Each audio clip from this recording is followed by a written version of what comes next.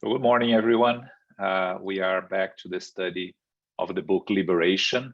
Last month with Elmo, you did half of the chapter. This is the chapter 13, where they go back to Margarita's house. And when we first met, the judge was responsible for sending Jorge to prison, Saldanha's son, and they go and talk to the judge. He's first in a half sleep state, and then in a sleep state, and then Gubbio starts talking to him, and he starts questioning himself and starts pondering why all this was coming back to his mind, if he had already condemned, if there is no reason for him to remember that case.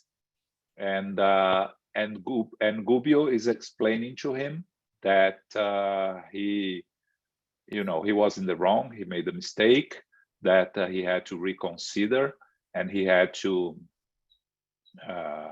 look with a different perspective.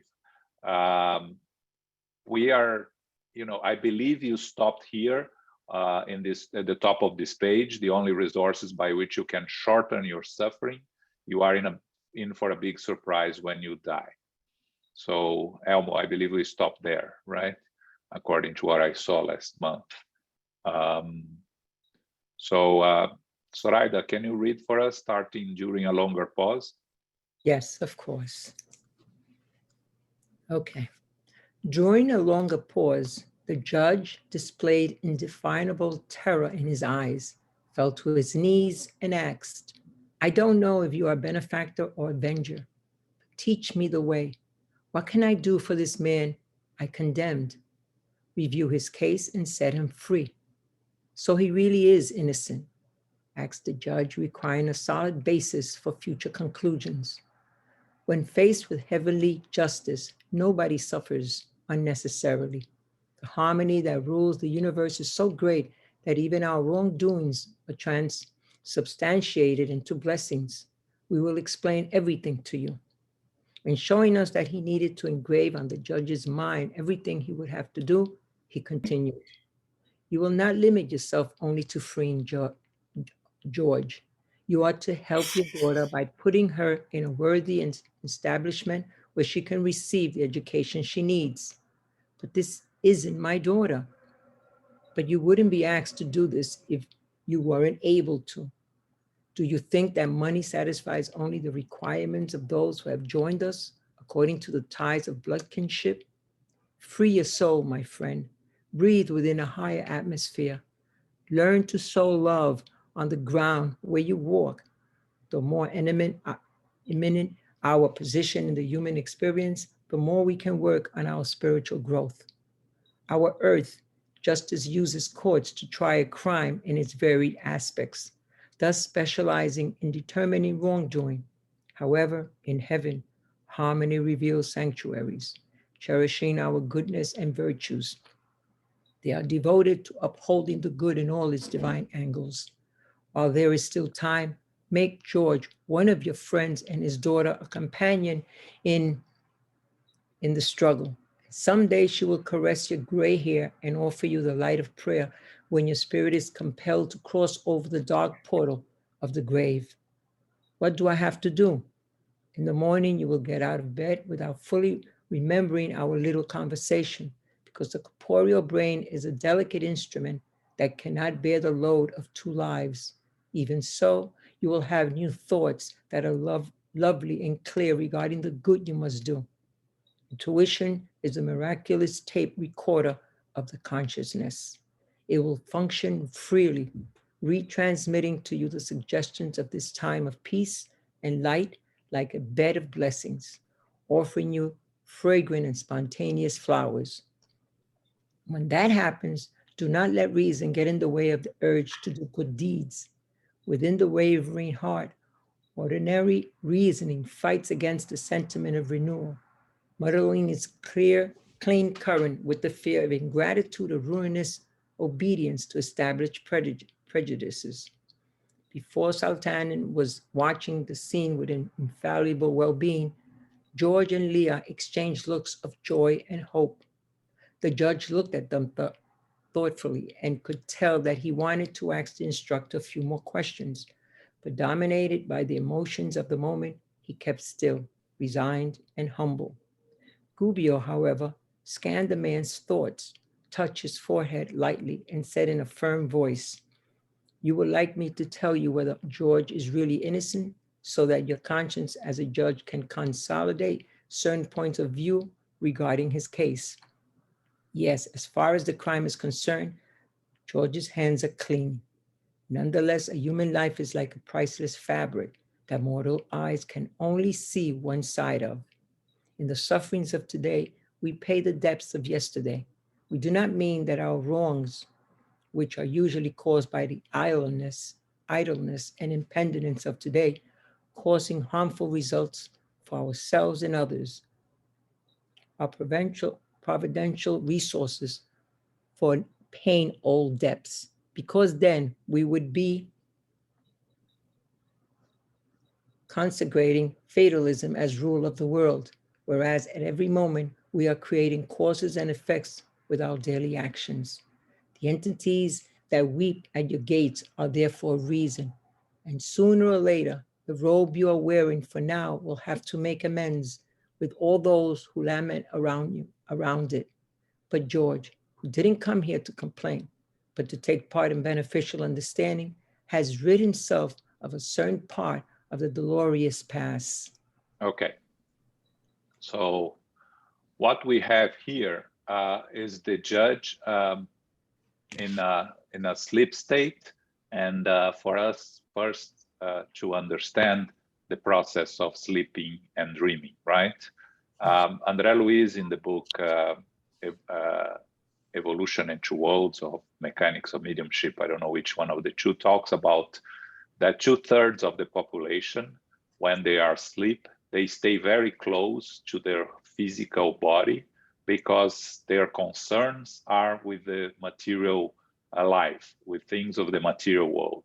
That only 1/3 of the population is able to detach from their physical body, of course not detached completely because we are always connected through the silver cord, but can move away to reach spaces in the spiritual world, to participate in works, in lectures, and things like that. And again, if you think that we are in a world of trials and atonements, trials and expiations, where evil prevails over goodness, you would understand that 2/3 of the population still much more attached to the physical life and physical world than to the spiritual world. So why I brought this? The judge is close to his physical body. They are all in his room talking to him. He's sleeping. He's detached from his physical body or separated in the spiritual world, seeing and talking to the mentors, to Gubbio, and Jorge is there, and Leah, who is Jorge's daughter that was taken by the judge and his family, but works as a servant and is being attacked or being under the pressure of his son for we know for what, right? So the judge, again, he's a judge. So his first thing is he made a rule, and he wants to be convinced that the rule was not a correct one. He thinks by human laws. So Gubbio tells him, you review the case and set him free. So he asks, but is he really innocent? That's the judge talking. And Gubbio starts explaining to him that it goes later saying that Jorge is innocent of the crime he's accused, but saying that nothing happens without a reason. Nothing happens by chance. Jorge had some other debts to go through. So if he was innocent of this crime, and we'll see later, he was not fully innocent to be thrown in a cell. So he had his past to readjust for. But what Gubbio is telling him is for the judge to free Jorge and help the daughter, raising her as a daughter. And the judge says, she's not my daughter. But, and Gubbio says, don't we have more ties than only blood kinship?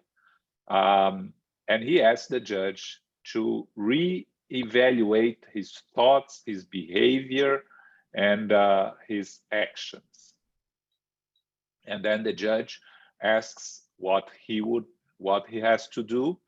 Gubbio tells him he won't fully remember the conversation. Again, we cannot fully remember our dreams, and what we remember parts of it, and then our brain connects the dots.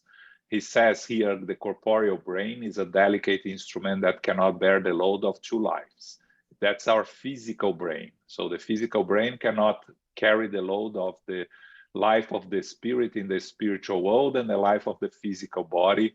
These are the two lives he's talking about. It's only one life, but the brain has difficulty putting together what happens in the spiritual world. So he said that he's going to use intuition. Intuition is the miraculous tape recorder of the consciousness. Again, remembering the difference between intuition and inspiration. Intuition comes from our own subconscious, our unconscious, our past. Inspiration comes from what the spirits have assist us and help us understand and learn and use this their guidance for us. So when you write, let's say a writer who's writing a book, he can use both his intuition and his inspiration to write the book, and some pages are his own, and some parts of the book may be inspired by the spirits that want to deliver a message. So he's going to use his intuition to act on what he heard. But then he said, very interesting part, don't let reason get in the way of the urge to do good deeds. Why he's saying that? Because when he has this intuition of revisiting Jorge's case and helping the daughter, reason may come to the front of his mind and said, why I am doing this? That's no reason for me to be doing these actions. Everything was working perfectly here until yesterday. Why I'm having these thoughts? Why I'm having this? So Gubbio is telling him, don't allow reason to get in the way. Do as your intuition tells you to do, because your reason is going to muddy the current of your thoughts, because you have, you go back to your established prejudices. The judge, we can tell that the judge wanted more, but couldn't say anything. Jorge and Leah were there. Leah is the daughter. Jorge, the one that was in prison. And he says, you want me to tell you that that Jorge is innocent? And he says, as far as the crime is concerned, his hands are clean. But in the sufferings of today, we pay the debts of yesterday. This is very important, because sometimes we're going through sufferings that we don't understand the reason. In the Gospel according to Spiritism, there is a chapter that talks about the sufferings of today, and it reinforces the notion that most of their sufferings are caused by misdeeds on this present life, but some of them, those that we cannot understand, may be the reason of misdeeds of previous existences. And this is the case of Jorge's here, as we are going to see very shortly the whole story of what happened in the previous existence. But he continues saying that everything, that all those that are surrounding him, the entities that are surrounding him, the spirits, are there for a reason. And you are a judge now, but you have to make amends for all the mistakes you made on your profession. Of course, the conscious mistakes are more complicated than the unconscious mistakes, the one that he didn't know better, but you have to face the consequences. So that's what this part was all about. Any comments, questions here?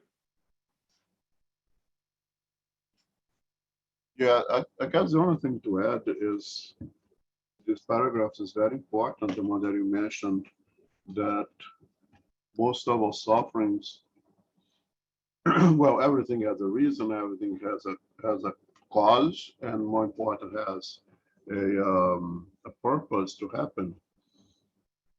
But we have a tendency to imagine that if I don't know the reason of some things that's happening to me now, it's because it's from the past. And as you said very well, very often it's from now. We may not know why, but it doesn't mean you cannot remember, you cannot put the pieces of the puzzle together. But most of the things comes from this incarnation, and of course, some from previous incarnation as well. But not to assume that everything that happens to us that we don't understand completely the causes come from previous incarnation. I think when it says, we do not mean that our wrongs, which are usually caused by idleness and pettiness of today, causing harmful results for ourselves and others, are providential resources for paying old debts. That we are not here an instrument to cause harm to anyone, so those individuals can pay their debts. That this judge, his position here is not to make people pay for errors of the past. He's a judge, his mission here is to apply justice in accordance with the law of the land, of course. If he is evolved enough, he goes one step ahead. Right? But as a judge here, his mission, so to say, at the spiritual level, is not to make people pay from debts of the past. His mission here is to make justice in accordance with the law of the land, and when he's able, to go one step above.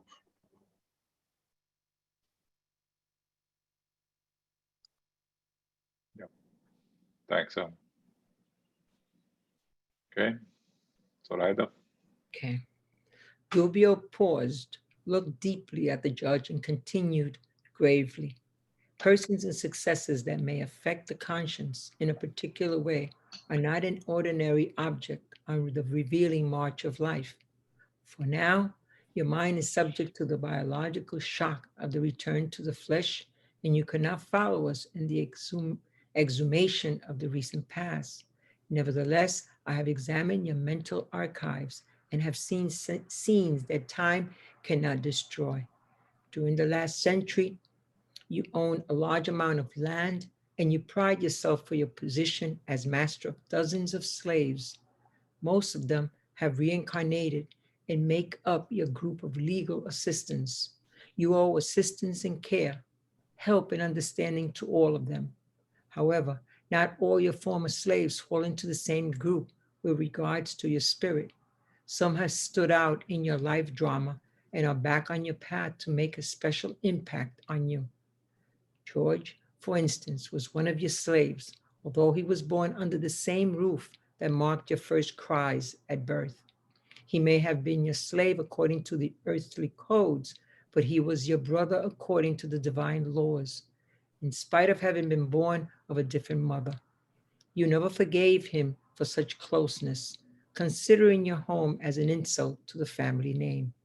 You both became fathers, and your son of then and now sexually abused his daughter of then and now, and faced with such bitterness with utmost scorn for a slave's sad home.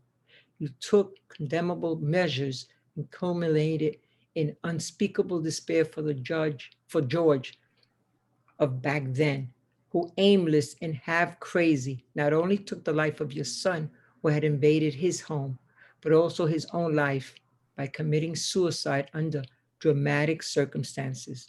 However, neither death nor suffering can erase the afflictions of responsibility, which only a renewed opportunity for reconciliation can remedy. Now here you are, once again in the presence of George, whom you have hated needlessly, and the young woman whom you promised to look after as your dearest daughter. Work, my friend. Take advantage of the years left to you, because Alenikar and your ward will be attracted to the blessings of marriage. Work while you still can. All the good that you will all the good that you do will work on your own behalf, for there is no other pathway to God other than constructive understanding, active goodness, and redemptive forgiveness. George, humiliated and disillusioned, has erased his deplorable wrong by having to endure unspeakable moral suffering during a few years of undeserved condemnation and torturous imprisonment, with widowhood, infirmities, and privations of all sorts. Our instructor paused to look mercifully into the judge's eyes and asked, "Are you ready to make amends?" Hitting to us a wholesome jolt had an obvious impact on the spirit of the judge, whose face was completely transformed. He stood up in tears and staggered around. The instructor's magnetic energies had touched his innermost fibers, for his eyes seemed illuminated with sudden determination. He approached George, held out his hand as a sign of a fraternity, which Sadhana's son kissed in tears, and then went over to the young woman, opened his arms to her, and exclaimed, "You shall be my daughter from now on." That unforgettable moment made us indescribably happy. Gubbio helped them back to their rooms, and when we took George to the hospital where his resting body awaited him, Saldanan, completely changed by a mysterious joy reflected in his facial expressions, approached our instructor, and trying to kiss his hands, he said, "I never thought I would have a night as glorious as this one." Saldana was about to go into a long acknowledgement, but Gubbio took him to compose himself, adding, "Saldana, apart from God's love, there is no joy as great as the kind we find in the spontaneous love of a friend. Such joy is ours at this moment, because we feel your noble and sincere friendship within our hearts. An embrace of loving fraternity crowned the touching and unforgettable scene." Okay. So here we have the whole story of the judge in his previous existence. Gubbio is showing the judge his past life. The judge may be seeing it or revisiting it. There are different ways of the spirit that the spiritual world help us remember our previous existences. And he tells that he was a slave owner, and most of the slaves are a group of his legal assistants. Very interesting, right? He's a judge. A judge has a lot of legal assistants, and most of them were the slaves, former slaves that didn't have any hatred towards him in their hearts. Again, not all slaves hated their owners. Some of them just lived in conformity with their situations, of course, with their normal lives, right? We look back and we hear horrible stories about slave owners and slaves, both in this country and in Brazil.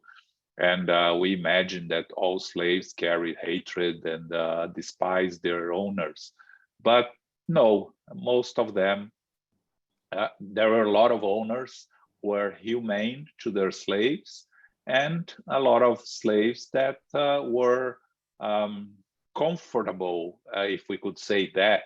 Of course, not nobody likes to be owned, but were not trying to escape or to cause harm. So those slaves are those that reincarnated and made up a group of legal assistants. But of course, there are those that we had problems. And the case of Jorge is a very interesting case because they had the same father, right? It was very common that the landowners would have relationships with slaves and women's, and they would have the women would have children that would become slaves themselves because they were children of a woman that was slave.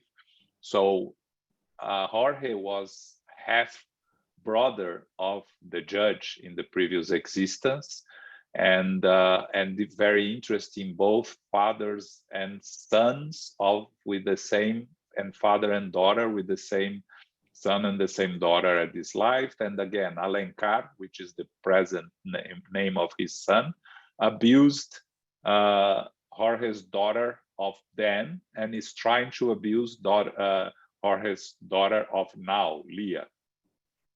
And Jorge got crazy and killed the son, Alencar, in that life, and took his own life. So you see the consequences of Jorge's act. He's facing the consequences on his imprisonment and all his suffering that he's going through. Again, when we talk about suicide here, the suicide in dramatic circumstances have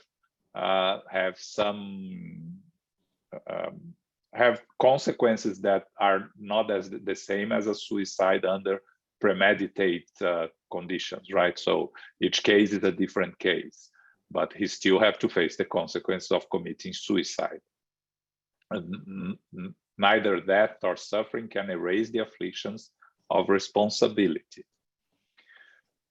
So Gubbio tells the judge that Alencar and Leah are going to get married and that he's going to help them, and that Jorge has already erased his wrongs by having to endure all the suffering that he had through the years of imprisonment. And then he asks the judge if the judge is ready to make amends. Andre Luiz says that something that I couldn't see, that something had an obvious impact in the judge. So he was transformed, again, looking at everything that was happening and surrounded by the energy of Gubbio, with a very bright and positive energy, transformed the judge. He realized his responsibilities and what he had to do, and tells the woman that you shall be my daughter. And it's very interesting, and we have to remember this here when Saldanha is fully, completely changed, because we see Saldanha changing in the previous chapter when Gubbio helped free Jorge and his former wife and former daughter-in-law. But now, with the transformation of the judge and the redemption of his granddaughter and his son, he's completely changed. And he says, I never thought I would have a night as glorious as this one, and we have to remember that for next chapter. But Gubbio didn't allow him to expand much, saying that our joys are to have the love of our friends, and let's move on, so to say. That's what he said. Okay, that's the end of this chapter. Any questions, comments here?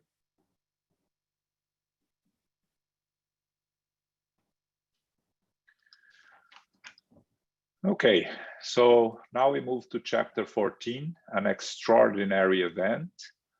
We go back to Margarida, but not yet. You'll see why. Okay? Okay.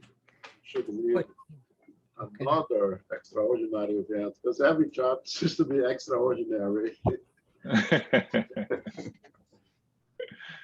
Yeah, and this is another one, which is a story completely unrelated to everything that we read so far, but it's very interesting again. And we'll find, you remember who was the other one that we talk about, Xavier Andre Luiz, but there's someone else there, right? Andre Luiz and a companion, Eloy. We forgot about him, right? He's going to play an important part in this chapter again. Okay. 14. An extraordinary event. When we entered the room where Margarita was resting, we found the two hypnotizers hard at work. Gubbio gave Santana a meaningful look and said to him discreetly, "My friend, it's my turn to ask you to do something for me. Please forgive me for having taken so long to reveal who I really am and what my objectives are." And with great emotion in his voice, he explained, "Saldan, this sick woman has been the daughter of my soul for ages. I feel the same love for her that you have had for George, defending him with all your might. I know that the struggle has pierced your heart with sharp barbs, but I too have the sentiments of a father. Don't I deserve sympathy and help too? We are brothers in our devotion to our children, and we are comrades in the same struggle." I then observed a touching scene that just minutes before would have seemed unbelievable. Margarita's persecutor contemplated our instructor with the look of a repentant son. Thick tears burst forth from his formerly cold and impassive eyes. He seemed unable to respond due to the emotion that had overcome his throat. However, Gubbio embraced him fraternally and added, "We have just had a sublime time of endeavor, understanding forgiveness. Wouldn't you like to forgive those who hurt you and thus liberate the one who is so dear to my heart? There always comes a time when we finally grow weary of our wrongful ways. Our soul is bathed in the lustrous fount of regenerative tears, and we forget all evil to embrace all the good. In times gone by, I too persecuted and humiliated others. I didn't believe in any good deeds that I myself didn't do. I thought I was noble and invincible, whereas I was merely wrenched and insensitive. I regarded those who didn't understand my perilous whims or praise my insanity as enemies. It was diabolically pleasurable for me when an enemy would beg for my prideful mercy, and I loved to practice humiliating benevolence towards those beneath me. But life, which breaks down stone with drops of water, shredded my heart with the dagger of time, slowly transforming me so that the despot within me finally died. Now, being called a brother is the only thing I am really proud of. Saldanan, my friend, tell me that hatred has also died in your spirit. Tell me I can count on your blessed assistance." Elio and I shed ardent tears as a result of that emotional and unexpected lesson. Saldanan wiped his eyes and humbly said to Gubbio, "Nobody has ever spoken to me as you have. Your words are consecrated by a divine power, and I cannot grasp because they reach my ears while I am still puzzled by your convincing actions. Do with me what you will. This very night, you have adopted as children of your heart all my family members who still remember me. You have assisted my demented son. You have reoriented my insane wife. You have seen to my unfortunate daughter-in-law. You have helped my defenseless granddaughter, and you have rebuked those who troubled me unfairly. How could I not join hands with you to help save the poor woman whom you love as a daughter? Even if she were to stab me 1,000 times, what you have done for me will redeem her in my eyes." And trying to hold back his tears, the ex-persecutor said reverently, "Powerful spirit and good friend, you came to me as a servant to awaken my energies frozen in the ice of revenge. I am ready and willing to serve you. I am yours from here on out." We are Jesus, owned forever, corrected Gubbio. And embracing Saldanha infusively, Gubbio led him into the adjoining room to draw up effective and efficient plan of action. Okay. So, very emotional beginning of the chapter, right? It's interesting that Gubbio starts apologizing to Saldanha. You see the characteristic of a superior and humble spirit, right? The characteristic of an evolved spirit is humbleness. If someone is not humble, you can guarantee that they're not a more evolved spirit. So Gubbio starts apologizing for taking so long to reveal himself. After everything that he did for Saldanha and his family, what does he do when he needs help from Saldanha now? He apologizes. That's incredible, amazing. And then he explains to Saldanha that Margarida has been the daughter of his daughter for ages, a daughter of his heart, and that he needs Saldanha help to rescue Margarida, asking if he doesn't deserve help. And of course, Saldanha is completely transformed. It's interesting when he says here that he asks, wouldn't you like to forgive those who hurt you? We have to remember, what is he talking about? He's not talking about Margarida. Saldanha has nothing against Margarida. He had everything against the judge that unjustly condemned his son.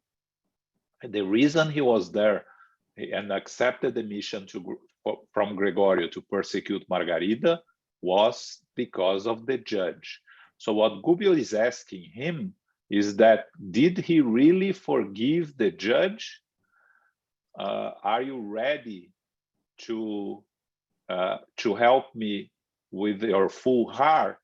And then he talks about his own past, that he was also persecuted, humiliated others. He treated others with, abused others, thinking he was invincible, noble, and he humiliated others, those beneath him, humiliating benevolence. When we talk about indulgence, benevolence, and forgiveness, we have to understand that true benevolence is not those that humiliate others, is the one that is done hidden. And then he says that, life, what happens to life? Breaks down stone with drops of water. So everyone transforms themselves throughout life, through the sufferings, through the pain, or through learning. And he says that being called a brother is the only thing that he's really proud of now. That's another sign of humility. And then he asked Saldanha for if he asked first if the hatred has died, and if Saldanha could help. And of course, Saldanha is completely changed. And he said, you have helped everyone. You have helped my son, my wife, my daughter-in-law, my granddaughter. You have rebuked those that trouble me unfairly. And he said, how could I not help you now? Even if it was personal, which we know it's not with Margarida, even if she were to stab me 1,000 times, what you have done for me would redeem her in my eyes. What is this? Once you reach a level of understanding of the suffering spirits around you, it's the same thing we have when we have our mediumship meetings, right? Sometimes spirits come and try to accuse us, try to hit us with mean words, with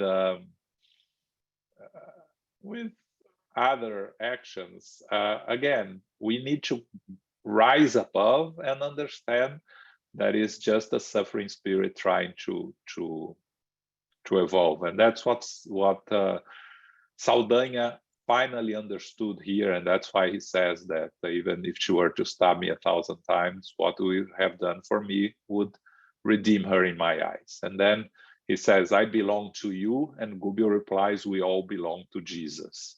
You don't belong to me. And that's the beginning of the chapter. Any comments, questions here?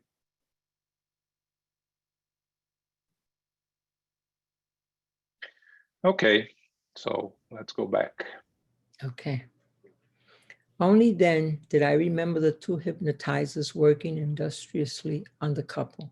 One of them seemed troubled and oblivious, aware that something extraordinary was happening, but perhaps compelled by vows of discipline. He did not say anything to us. The other one displayed no emotion whatsoever. He continued oblivious to what was going on. He looked like an automaton, and I was particularly struck by his impassive look. A few wondrous minutes passed when Gubbio and Saldanha came back. Margarita's former obsessor seemed changed, almost powerless. He was at the gates of inner renewal. Evidently, while he was with our guide, he had drawn up a new plan because he called the most active hypnotizer to have a private talk. The conversation unfolded clearly next to me. Diosio, said Saldanha enthusiastically, our plans have changed and your help is needed. Oh, what happened? Something extraordinary. And he continued, transformed. There is a wizard of divine light here. Saldanha quickly outlined what had happened that night and ended by appealing. So, can we count on you? But of course, your friends are my friends, in spite of the risks of undertaking. And nodding toward the other magnetizer who was continuing his work on Margarita like a machine, he warned, we have to be really cautious about Gaspar. I don't think he'll be able to go along with it. Don't worry, said Saldanha. We'll handle it. Dionisio eyes shone and he said to his ex-boss in a pleading voice, listen, you are aware of my problem. If that wizard helped you, do you think he would do the same for me? My wife is being seduced and my son is dying. And in a more forceful tone, he added, Saldanha, you know I'm a criminal, but I'm a father too. If I could save my son from rebelliousness and death while there is still time, I would be extremely grateful. You know that a criminal doesn't want his children to follow in his footsteps. Saldanha did not hesitate before that tearful appeal.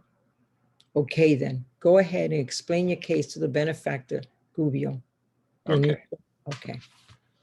So going back to Margarita, Saldanha was the main responsible for everything that was happening to her. If you remember previous chapters, she was in a process of complete obsession and suffering and couldn't even leave the bed. And the husband, Gabriel, took her to a medium. We saw that, nothing happened. Took her to the church. We saw that previously, nothing really happened.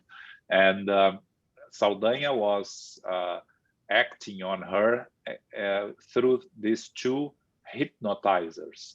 The main obsessors were these two hypnotizers who were working on the couple, which is not only on her, but also on the husband. They were sleeping there. But when they arrived, you see the difference between the two hypnotizers. One of them sensed that something changed. He was aware of the energies, because when Gubbio and Saldanha came back with Andre Luiz and Eloy, the energies around them completely changed. The energies were, you remember that when Gubbio first arrived, he neutralized his energies to appear neutral, completely neutral. So Saldanha couldn't notice that he had his light. And when he was rescuing George, was when he first showed the light he had. So now he's carrying the light. Saldanha is completely involved in his light, and Andre Luiz and Eloy also are back to the old selves. But when they arrived there, one of the two hypnotizers, Leoncio, immediately sensed something different. The other one didn't sense anything. He looked like an automaton, and Andre Luiz was impressed. What is happening here? We are surrounded by energies here and in the spiritual world. We choose where our own energies are going to synchronize and connect to. One of them was more open to what was happening around Leoncio, and the other one was completely closed in his own thoughts and persecution, and was not at all affected by the energies around. So Saldanha knows that, and but he starts talking to Leoncio and tells Leoncio something happened, something extraordinary, that tells the story. And immediately, of course, Leoncio, there is something going on with him, and he needs help. Of course, we all have problems, and that's why we find ourselves in these states. So Leoncio, he says here, he asks if Saldanha thinks that the wizard can help him also, and but advise him to be cautious about Gaspar, because he doesn't think Gaspar will be able to go alone. And Saldanha tells him, don't worry, we'll handle it. And then he says, he recognizes he's a criminal, but even criminals, as we see in the gospel according to Spiritism again, have their loved ones, right? The ones they love and the one that loves them. So he has a son that has been he's dying, and wife being seduced, and that's the help he wants with. And he says, you know that a criminal doesn't want his children to follow his footsteps. Why did I underline this? He recognizes he's a criminal. So that's the first step to redemption. Gaspar is acting, the other hypnotizer, doesn't even recognize that he's causing harm to others. He's doing that out of his own beliefs. So he's not ready to change. But Leoncio is aware of his actions, and he's aware that he's doing wrong. So that's the first step to find redemption and to find correction. So Saldanha tells him to go and talk to Gubbio. Okay? Questions, comments here? Okay, let's continue. Leoncio did not hesitate. He respectfully approached our instructor and explained himself simply and shamelessly. My friend, I just found out how eagerly you use your powers for folks who have strayed from the good, for folks like us, for instance, who feel despicable before everyone. That's why I too am begging you for your immediate help. What can we do for you? I came here 7 long years ago, leaving my wife and a newborn son behind. I was still young when I died of exhaustion from working too hard in search of easy money. And I did accomplish my aim, which was to have a nice, healthy bank account. As a result, my wife has been well provided for, but the desperation and useless anxiety at trying to return to the body I had abandoned, in addition to my wounded pride, turned me into an inhuman collaborator that our boss Gregorio is so proud of. Woe is me. I saw myself as an exclusive owner of my beloved wife's affections. 2 years ago, my poor Evelina began to heed the outrageous proposals of a male nurse who took advantage of my son's poor health to get to her, a widow young mother. He had been called to help the boy after an unimportant incident and noticed his prey material possessions. He began to pursue my wife relentlessly, and according to his cruel plans, he began to poison my son bit by bit with narcotics. He finally got what he wanted from Avina: money, illusions, pleasures, and a promise of marriage. I think they're going to get married in a few days in a few days, and I've resigned myself to it because the incarnate soul lives in a thick web of nightmares and demands. But the disgust persecutor sees my son as a competitor for the assets I accumulated. He wants to get him out of the way as soon as possible and rob him of his right to a worthy and happy future. He paused for a few moments and then continued emotionally. To be honest, I'm ashamed to ask for a favor that I don't deserve. The perverted spirit that I know I am, I'm asking for your help to save my loved ones, in spite of the evil I have chosen to inspire my pathway. Benefactor, have mercy. My poor Angelo is at the blink of the grave. I think he's going to be dead in just a few days, if kindly.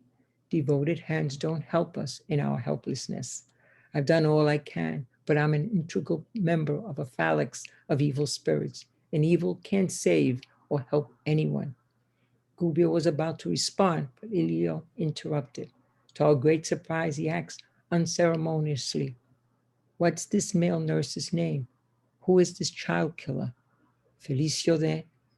When he heard the family name, Elio grabbed a hold of me to keep from falling over. "That's my brother," he cried. "My brother." His face was pale with emotion, anguish, expectation fell over us. Okay. So a lot of drama here again, right? So Leoncio is telling his story. He talks about, you see by his words that he knows he's doing wrong. He knows he's on the wrong path. He's asking for help, understanding, and saying, I don't deserve your help, but I'm asking the help for my poor son, not for me. And then he tells his story. He died 7 years ago, left his wife and newborn son. He focused on accumulating wealth, accomplished his aim, left her a nice bank account. So she had everything she needed. But he became desperate with the death of the physical body, and he was trying to return. And we see a lot of spirits that tells us, is there a way for me to come back to my physical body? The spirits that have died that want to go back to the physical body because they don't understand the whole process, but they feel the need to finish the business. They think they have unfinished business. And he talks about, he understands that first he was, he felt the honor of the wife's affections, even from the spiritual world. But then 2 years ago, someone approached the wife, a male nurse, that was trying to take advantage of the son's poor health, and saw the widow young mother with a lot of assets, and immediately starts to going after her. Remember, this book was written in 1949. So telling a story of the first half of the 20th century, when if he got married to her, he would have possession of all the assets. The women had no right. Nowadays, of course, in many places, in this case, he wouldn't have the right to her money. Her money would belong to her, and she would take care of it. Again, we still see a lot of people taking advantage. But legally, at that time, immediately if he got married to her, he would take possession of all her wealth, and she wouldn't have much to say about it. So that's what he's planning to do. And he says, I know that they are going to marry, and I resign myself to it, because the incarnate soul lives in a thick web of nightmares and demands. He's talking about her. But he wants to save the son. He says, I'm ashamed to ask for a favor that I don't deserve. Again, the signs that is someone that is focused on doing evil, but aware of his wrong path, and desperately looking for opportunities to change, but they don't know how. And he says, I've done all I can. Of course, he was trying to influence from the spiritual world, but he knows that being part of a phalanx of evil spirits, evil can't save or help anyone, only goodness can. And then the curious thing that I mentioned before, Eloy, the other member of the team, we find out that this male nurse is Felicio, is Eloy's brother. And Eloy, of course, gets the surprise and almost faints. And he cries, "He's my brother." And then became pale, and Andre Luiz says that the anguish expectation fell over us. Okay. Comments, questions here? Okay, let's move on. Nobody has any doubts. Everybody's enjoying the drama. Yes. Hey, João, Yes, Hannah. it's not much of a question. Just curious why they could not just do the same job that they are doing with Margarida on the nurse, like obsess him as well to avoid him to go after his son. We don't have any explanations here, but it's clear that Leoncio is acting on Felicio, trying to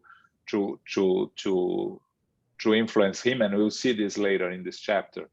But again, we have to understand the obsession is a two-way street, right?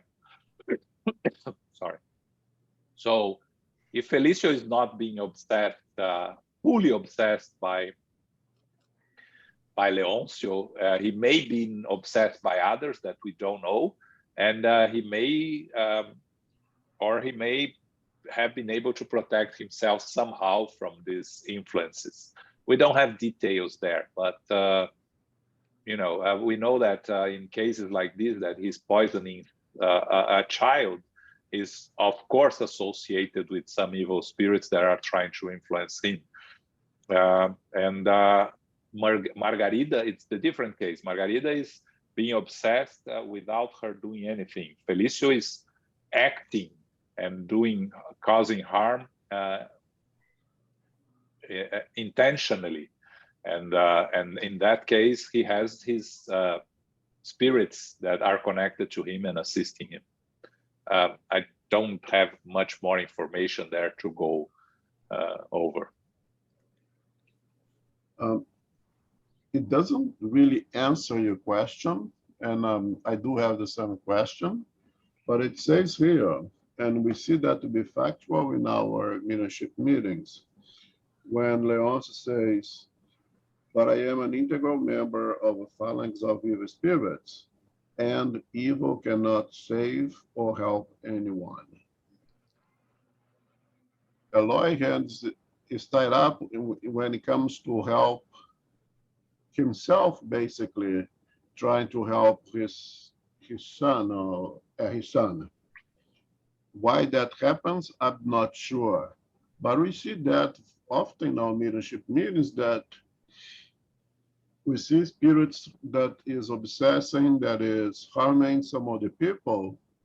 And one of the ways that we are able to help them have some change of mind is by saying, well, you can help your loved one. Think of your loved one who is suffering, who is this, who is also being victimized by evil. And that helps them have a change of mind. I don't know exactly what stops them to help themselves, but it says clearly here that now evil can't save or help anyone. We see this here, and we see this now spiritist leadership meetings quite often as well. Yeah, and understand what you're saying. And you're right, but I was looking more of on the different point of view, not helping the son, but in hurting the nurse. Evidently, the end result will be helping. It's the same. It's the same. It is the same. You think it's the same? Yes, I mean, his objective is to protect the son, to save the son. by any means, even if it's to hurt the nurse. So he cannot save anyone. He cannot save his son to whatever means. And all the spirits that are quote unquote working on Margarita, they have some sort of relationship in order to do that with her, or they're just obeying order. Because They're what just obeying orders. Just obeying orders. But João None said of the none but of three of them have any personal thing with Margarita. Saldanha has with the judge. But you say that in case of obsessions like this, you have to have it is a both ways. An obsession is a both way. If you are just following orders, that's why I thought about what I just said. You know what I mean? Well, but the obsessor is one person who can use many different tools. Those guys, or that Gaspar and Leoncio, are not really the obsessor. The obsessor is the one who is commanding Leoncio and Gaspar to act. As if I hate you, I wanted to harm you, but I have no means to reach you. So I hire somebody to do so. Who is the real obsessor here? Me or the one that I paid some money to do it?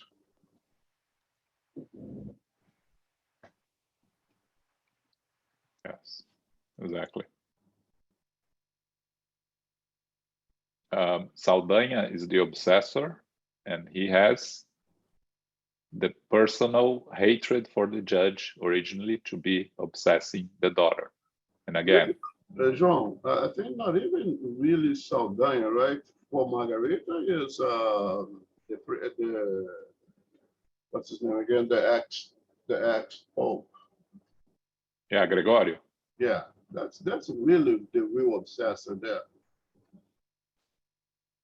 Saldanha is also making use of the situation to get his own objective. But yeah, indirectly, yes. Yeah, so what the Saldanha also, yes.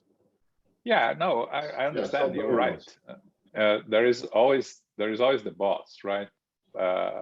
But the one present there obsessing directly, Saldanha, right? Yeah. Which is not it's indirectly, it's not the boss, but yeah.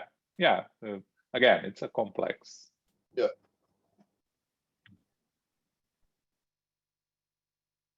Okay. Okay. Right? Okay. Go on. Rubio embraced Elio and asked supreme serenity. That was part of his character. Elio showed me just one person who is not a brother or sister in need. That intelligent and kindly statement quieted our smithered college down, perhaps desiring to dispel the clouds that had darkened the place and to transform it into a blessed sanctuary. Our instructor invited us to leave right away to pay the dying boy a visit. Saldanha nodded toward the odd figure of Gaspar, who seemed deaf and insensitive to what was going on, and remarked, "Let's leave him alone for a few hours. Besides, we need at least one day to fortify our defenses. Gregorio's phalanx is not going to forgive us." Our instructor smiled without saying anything, and we left. A fresh, cool morning breeze was blowing, but a restless quietude reigned over the suburban streets as we quietly made our way. Dionisio led the way, finally showing us a comfortable looking home and saying, "This is the place." We went in. The mother and the nurse were sleeping alone in separate rooms, while a little boy was crying almost imperceptibly and his displaying anguish and malice. I could see the devastation done to him by the toxins. His eyes displayed profound sadness. Dionisio, the fearsome hypnotizer, embraced him and explained, "The subtle poisons that he has been ingesting in small, systematic doses have permeated his body and soul. I could tell you that invisible magnetic threads connected father and son, because in spite of his dreadful condition, the boy, with a look of rapture, contemplated the large portrait of his father hanging on the wall and asked in a weak voice, 'Daddy, where are you?' I'm scared, really scared." Ardent tears followed his unexpected appeal, and Margarita's hypnotizer, who had until then seemed like a dreadful entity, broke down and wept.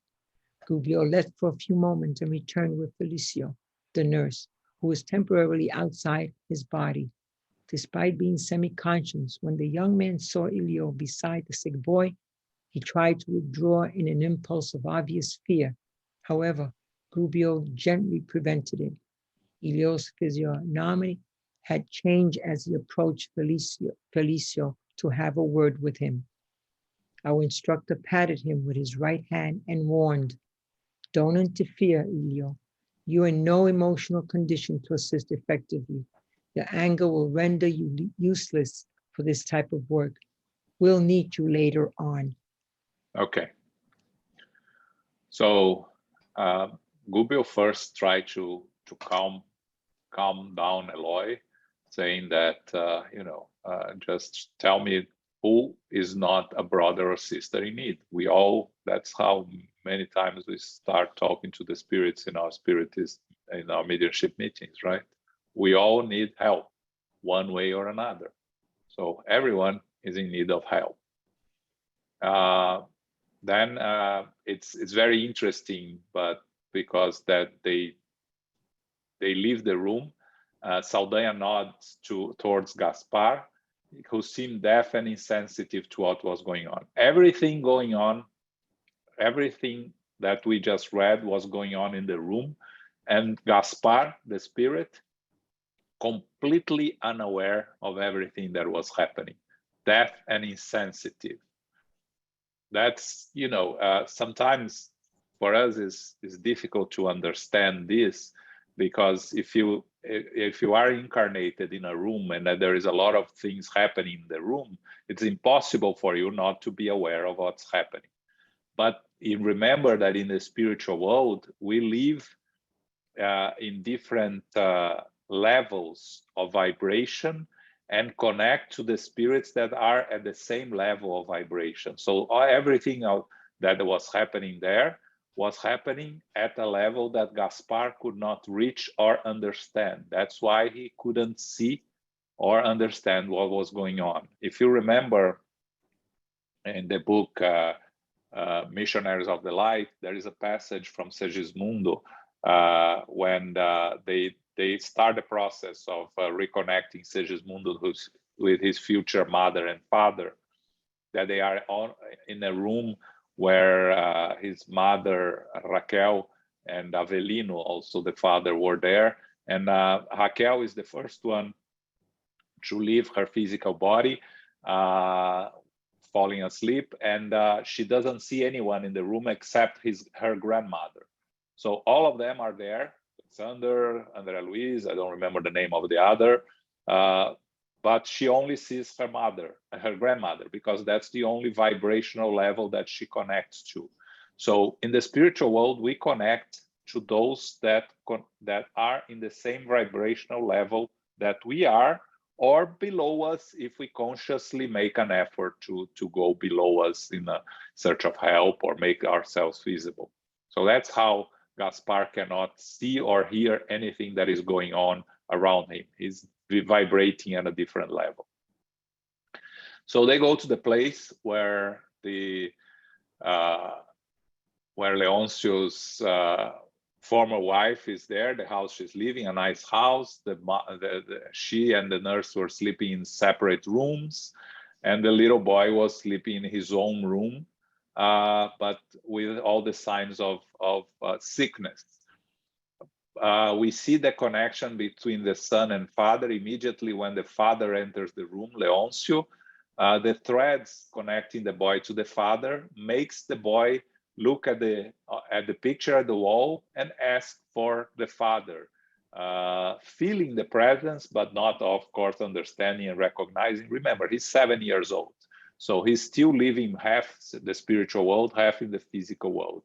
So he has the ability to sense the presence of the father there, and he asks for the father.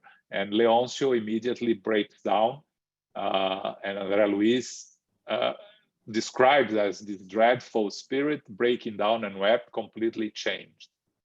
Gubbio goes and brings Felicio.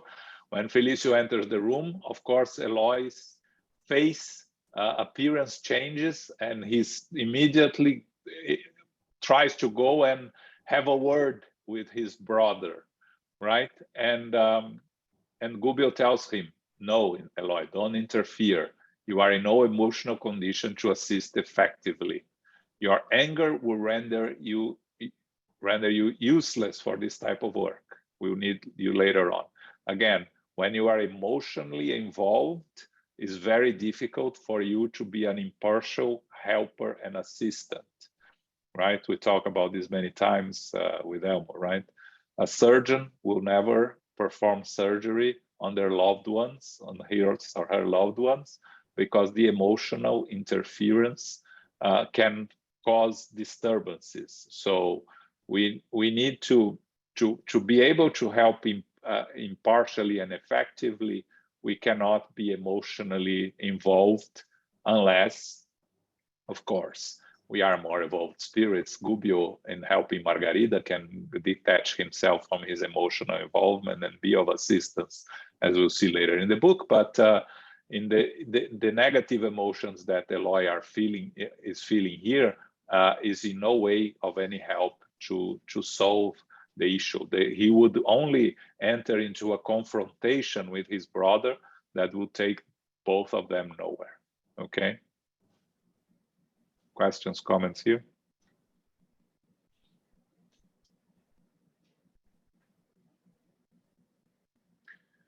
Okay. Okay. Let's go on. Gubbio began applying magnetic passes of awakening to Felicio so that his mind could grasp the lesson in the highest state of consciousness possible. The subject began to gaze at us more clearly. Although ashamed and skimmish, he was positively terrified when he saw Elio. And when he saw Dionisio weeping over his son, he tried once more to get away. Then he asked, "What's this? That monster's actually shedding some tears?" Gubbio used that brutally sarcastic question to start his intervention. "Don't you think a father has a right to be distraught over his persecuted sick son? I just know that he's my bloodthirsty enemy," said Elio's brother with insufferable animosity. "I recognized him right away. He's Evelina's husband. At first, I only saw the pictures of him here, but he began to hound me as I slept." "Listen," said Gubbio kindly, "who assumed the status of enemy in the first place? Dionisio, who was humiliated and hurt in his innermost sentiment, or you with your deplorable plan to win over a defenseless widow? Dionisio, who suffers as a devoted father, or you with your sinister plan to murder his son? But Dionisio dead. And won't you be dead someday too? Won't you your own body of flesh return to dust someday?" And because Felicio could not respond due to being overwhelmed by guilt, the instructor continued, "Felicio, who do you insist on going through with this cold-hearted crime? Don't you have any pity at all for a sick child who has no visible father? You call Dionisio a monster for defending the frail lamb of his heart, like a powerless bird that attacks in order to defend its nest. Well, what about you, my brother? Didn't your instinct for pleasure, power lead you to invade the sanctuary? What about your regrettable actions as a nurse who has been using his divine gift to soothe and heal, to trouble and wound instead? Felicio, compared with the eternity in which consciousness moves, the human experience is a mere dream or nightmare, only a few minutes long. Why are you compromising your future at the cost of illusory comfort of only a few days? Those who sow thorns will reap thorns in their own soul and will appear before the Lord with hands changed into abominable claws. Those who scatter stones around the feet of others will be overcome by the hardness and paralysis of their own heart. Do you have any idea of the responsibility you're assuming? In your heart, there are still obvious vestiges of the goodness of a blessed and great family where solidarity is cultivated from the very start of the struggle. I can see that youthful enthusiasm has not vanished completely from your mind. So why give in to the suggestions of crime? Doesn't the prostration of this child you're inflicting with a slow death move you? Listen to me. Dionisio's situation doesn't boil down to the conflict of a so-called dead man. as you might suppose in your disturbed mind. His heart is that of a loving, devoted father. You will find that he is full of gentle, pure love, just like the hidden gleam in a rough and unpolished gem. Elio's brother looked at our instructor with fearful, wondrous eyes. After a short pause, Gubbio continued, "Come here, come to us. Have you lost your ability to love? Dionisio is your friend and our brother." Felicio cried out with a visible expression of anguish. "I want to be good, but I can't. I tried to better myself, but just can't." In a tear-choked voice, he added, "What about the money? How am I going to pay off all those debts unless I marry Evelina? And you think you can solve your money problems by piling up moral debts that will torment you for a long, long time? Nobody's stopping you from marrying, not even Dionisio. The one whose assets you plan to spend capriciously can keep you from it. Each man's and each woman's actions structure their destinies. We are responsible for all our decisions in light of the designs of the Eternal One, and we cannot interfere with your free will. Even so, we are asking for your help on behalf of this fragile life that must continue living. You want money, assets that will make you respected or feared by others, but you have to remember that wealth is a crown that is too heavy for the head of the one who cannot handle it. And through exhaustion and disillusionment, it usually ruins all those who would have it without the broad horizons of work and charity. So it doesn't matter if you control the priceless deposits of silver and gold that Dionisio amassed inadvertently, because with time you will learn that happiness is not measured by the coffers that rust will consume someday. On the other hand, Felicio, we are interested in your promise on behalf of this poor suffering child. Spare his tender body and wait for the future. Do not carry such a crime into the kingdom of death. It will condemn your spirit to the dreadful caves of regenerative expiation. Okay. Mm-hmm. So it's a long story here that Gubbio starts by applying passes to awaken more Felicio, making him more aware of the surroundings and everything that was happening around him, because before that he was in a kind of a confused state. And then when he saw Eloy and Leoncio, he starts getting terrified and talks about Leoncio being a monster. And Gubbio tells him, who is the monster here? Leoncio, who's trying to protect his son, or you, who's trying to kill his son? Leoncio, who's a devoted father, or you who wants to murder him? And he talks about Leoncio being dead, and then Gubbio talks about, we all be dead. So what are you going to carry? Compared to the eternity in which consciousness moves, the human experience is a mere dream or nightmare, only a few minutes long. It's very important that we remember our physical life is only a few minutes long into the eternity that we live. So some actions, regrettable actions that we do in our physical lives can carry over for a very long time, causing us impediments to our progress. So let's remember that life is short and not really accumulate more debts than we are able to deal with. And then he continues talking to Felicio, and then Felicio finally says that what's going on there. He has debts. He wants to pay his debt, and he needs the money. He needs to marry her for the money. And that's why he wanted to kill the son, so he could be completely free to get all the money that, as I mentioned before, would belong to him. And because, the son has the right to half of the money that Leoncio left behind, half for the wife, half for the son. So he wants everything to go to the wife if the son dies, and then he will take over everything. And then Gubbio tells him, listen, we are responsible for our decisions. You have your free will and we cannot interfere because everyone has their free will. It's important to remember that. But we face the consequences of the use of this free will. And then a reminder to all of us that wealth is a crown that is too heavy for the head or the one who cannot handle, and normally ruins those who use it without utilizing them for work and charity. So wealth in itself is not bad or wrong, it's neutral. The use of the wealth is what can be too heavy for those that don't know how to use them to practice charity. Without charity, there is no salvation. The salvation there is for ourselves, salvation from ourselves and the eternal laws.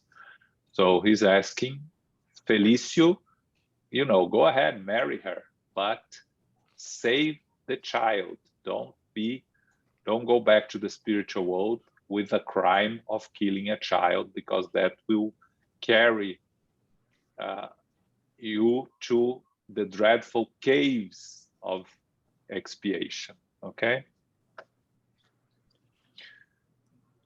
All right, any questions, comments here? All right, we're going to finish the chapter. Amazing. All right. Hey, João. Yes. Since there's a lot of influence from spirits on this chapter, since it is not mentioned, can we assume that Felicio is acting on his own? There is no spiritual influencing on him trying to kill the kid? No. He's acting on his own because that's his decision. He's thinking on his own problems. He's trying to solve his own problems by killing the kid and getting married to her. It's his own decision.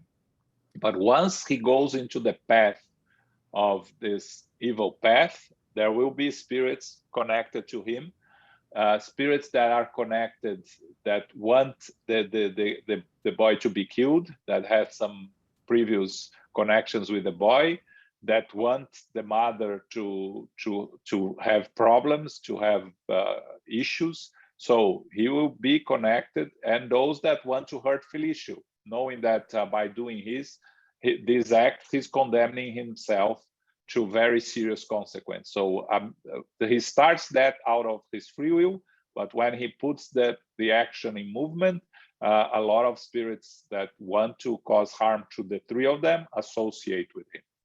Right, Elmo? Yes, that's something I would say. We are building our destiny at this moment. We cannot go back and say that someone is helping me and to create these ideas. I can create my own ideas. I can create my own plans. And then once I create those ideas, create those plans and start to execute them, then yes, there will be those who will join forces with me, but it's all me. I don't need any discarnate spirit to tell me what to do. I can create my own plans, for the good and for the bad. But once I do, I've got friends around me to help me with those plans, for the good and for the bad.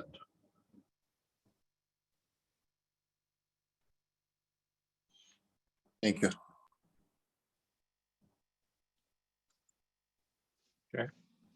Okay, let's finish, Soraya. Okay. Felicio wanted to say something to justify himself, but couldn't. Gubbio continued serenely. Go ahead and marry. Squander the precious reserves of this home if you can't grasp the sacred purpose of money and time. Soar to the heights of transitory societal life. Decorate yourself with the conventional titles that the lower world is accustomed to awarding to sagacious individuals who climb the ladder of feudal or ruinous domination without publicly wounding their prejudices. But time will be waiting for you with masterful lessons. I would urge you, however, to help the little one to recover his health. And looking compassionately at Margarita's hypnotizer, he asked, isn't that what we all want after all, Dionisio? Oh yes, confirmed the poor father in loving tears. I don't care about the money, and I can now see that Evelina is as free as I am. But if my little one is to remain on earth, I am hopeful about my own regeneration. He will be my companion and friend, connected to my memory, in whose capacity to serve I will find a blessed arena of spiritual work. Meanwhile, this child is the only means I have to believe once again in the good that I have avoided. Recognizing how hard it was for him to speak, Gubbio embraced him, stood him on his feet, and said, Lucio, Jesus believes in people's cooperation, just as he puts up with our stubborn imperfections until we accept the imperative of our personal conversion to the ultimate good. So why have we disbelieved? Why have we disbelieved? I believed in Felicio's renewal. From this day forward, your little one will no longer be watched over by a persecutor, but by a benefactor worthy of our fraternal concourse. Won over by such words, Felicio knelt down before us and sworn, in the name of divine justice, I promise to protect this child as a true father. He stood up and tried to kiss Gubbio's hands, but our instructor politely refused the homage, asked Elio and me to take the patient back to his physical body while he himself would apply strengthening passes to the child. Felicio held on to us, and after we helped him back into his body, he woke up in copious tears. Things did not end there, however. Forcing the situation somewhat, Elio applied a strong magnetic current over his brother's eyes. Still groggy, Felicio saw the two of us for a few seconds. Mouth agape, he did not know what to say, but with righteous indignation, Elio warned him frankly, if you murder that boy, I will punish you myself. Felicio let out a dreadful scream and fainted on his pillow, losing us from view. I knew then and there that Felicio would fulfill his promise to the letter. Okay, so Gubbio tells Felicio, go ahead, use the money, squander, do whatever you want. But one thing that you need to do is save the boy's life, help recover. And Leoncio then says that he doesn't care anymore about the money, and he understands Avelina is free, but he's hopeful that his connection with his son will allow him to go back to the path of goodness. Is that the child is the only means that he has. He puts all his hopes of repairing his path or reconnecting with the goodness on his son, following his son from the spiritual world, because it's really a true loving connection that he has with his son. Gubbio then goes ahead and asks Felicio to protect the son, and tells Leoncio that his son will not be watched over by a persecutor, but someone that will protect him. And Felicio promised to protect the child as a true father, and he tried to kiss Gubbio's hand again. We saw this in previous chapters. Everyone's trying to kiss Gubbio's hand, and he refuses. And he asks Eloy and Andre Luiz to take Felicio back to his bed. And that's something very interesting happens there, right? Because when Felicio goes back to his physical body, he wakes up crying. And Eloy, taking advantage of the situation, at the time when you are almost asleep or almost awake, you are between here and the physical world, and the spiritual world. We can sometimes see things of the spiritual world that are not really there. Eloy forces the situation and allows Felicio, to see him and Andre Luiz for a few seconds, enough time for Felicio to be scared, to be impressed, and Eloy tells him, if you murder the boy, I'll punish you myself. Remember, and Eloy and Andre Luiz are us. We are not evolved enough to be able to deal with these situations like Gubbio would do. So he's there telling his brother that he will punish him if he kills the boy. And Andre Luiz understands at the moment that Felicio would fulfill his promise, because he will remember his brother threatening him, and he would not have the courage to do any harm to the boy. Okay, beautiful chapter, very interesting story. So now we rescued Leoncio also, which was one of the 2 hypnotizers. Next month, help at last, finally, we go back to Margarida to try to help her. Okay, any final comments, questions here? I think just going back to Renat's question, it's a very good one. I'm really thinking of it. And I think the reason is, of course, that's personal, because again, yeah, it's a good question. I don't know the answer. But I think is, if Leoncio is able to help his cause by doing evil, it would perpetuate the evil in him. So this divine law has this mechanism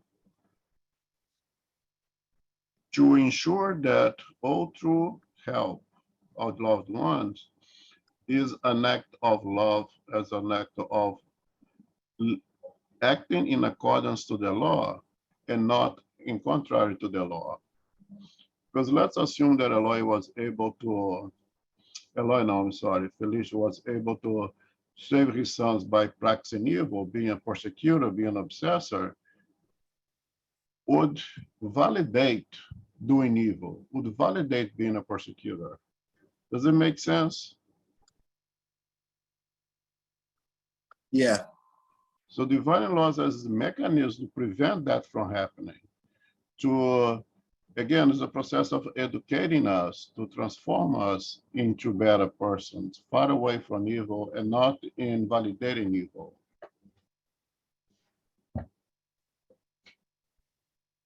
Yes, thanks, Elmo.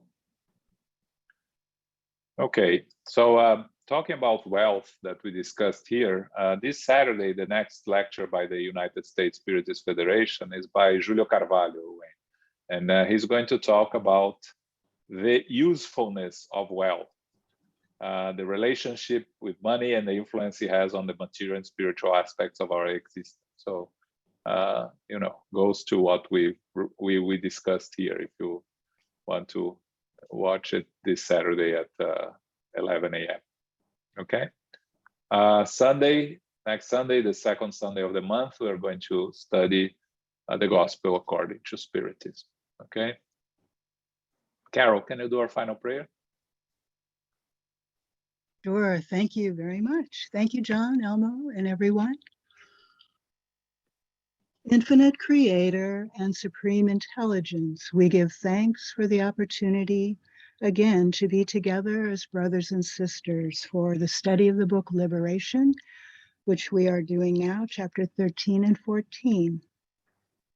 We will bring our good qualities and also our imperfections when we return to the spiritual world. Our vibrations will connect with similar vibrations as discarnate spirits.